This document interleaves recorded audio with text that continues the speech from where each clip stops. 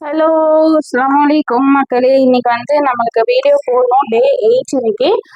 நம்ம காலையிலேருந்து நிறைய வேலை, அதனால போடவும் முடியல. நம்மளுக்கு கேமரா வேலை இல்லை, அதனால பெரிய பிரச்சனை ஆயிடுச்சு.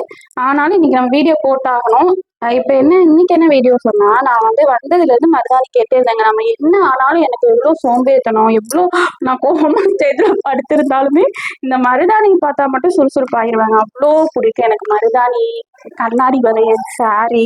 அது வந்து எல்லா ஒரு பொண்ணுங்களுக்கும் பிடிக்குதா, சில பேருக்கு பிடிக்காது. ஆனா நம்ம எல்லாத்துக்கும் மேக்சிமம் பிடிக்கிறது இல்லைங்களா? ஸோ அதனால இன்னைக்கு நான் வந்ததுலேருந்து எங்க அம்மா கிட்ட கேட்டுட்டே இருக்கேன், ஒரு மருதாணி பறிச்சு கொடுங்கம்மான்னு சொல்லிட்டு. ஆனா அவங்களுக்கு டைமும் இல்லை, பறிச்சும் தரல. அதனால நைட்டு தான் என் சின்ன மாமியார்கிட்ட சொன்னேன், மருதாணி பறிச்சு கொடுங்கன்னு சொல்லிட்டு.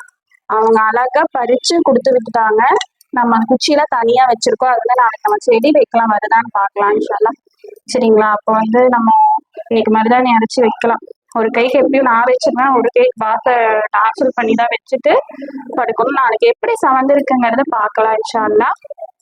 வேற என்ன, இந்த மருதாணி செடி வைக்கும் போது எப்படிலாம் வைக்கணுங்கிறத நம்ம மாமியார்ட்ட கேட்டுட்டு நாளைக்கு தான் வைக்கணும், நமக்கு அதுவும் தெரியாது. அப்புறம் புளி, இந்த புளி வந்து காலங்காலமா நம்ம போட்டு பழகிட்டோங்க. ஒருவேளை இந்த புளி போடலாட்டி அந்த மருதாணி செவக்கலைன்னா கூட புளி போடாதனாலதான் செவக்கலையோங்கிற ஒரு மன குத்தல் இருந்துட்டே இருக்கும். அதனால அதை போட்டுட்டு நம்ம அரைக்கலாம்.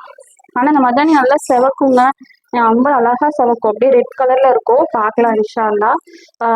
நாளைக்கு செவந்ததுக்கு அப்புறம் உங்களுக்கு நான் காட்டுறேன். ஓகேயா?